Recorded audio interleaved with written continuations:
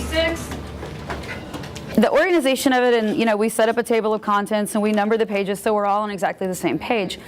It helps streamline it for that reason. But what the kids will tell me is that they like everything's in the same place. They know where everything is. They know where they're supposed to put it. The really organized kids like it because it is organized and it's very detailed. They know exactly what they're supposed to do. The kids that aren't organized like it because it helps them become organized. It's really helpful because when I review or when I go over something, I can tell them specifically where to go. We've got maps in here we reuse. We've got a Kansas County map in here.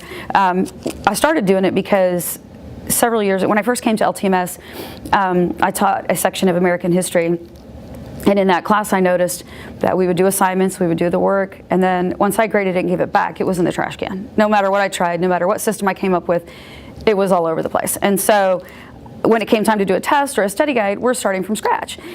I like using social studies journals in this class because it keeps everything really organized, and if I need to look back into anything, I can, and I can study for a test. And if I didn't have it, my stuff would be everywhere, and it just keeps everything really organized.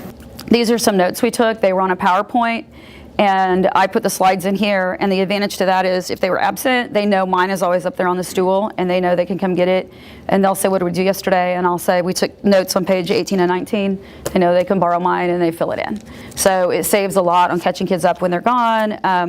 Any worksheet we do, it does take a little cutting and pasting, but the advantage I have found with the population that we have, the advantage to it is that, number one, it's always here. I don't ever have to deal with, I can't find it. I left it in my locker. It's lost. We have a location in the room. They each have a cubby in this cabinet that they keep it in the room. And so the advantage to that is they always have it. They never have lost it. 99% of the time.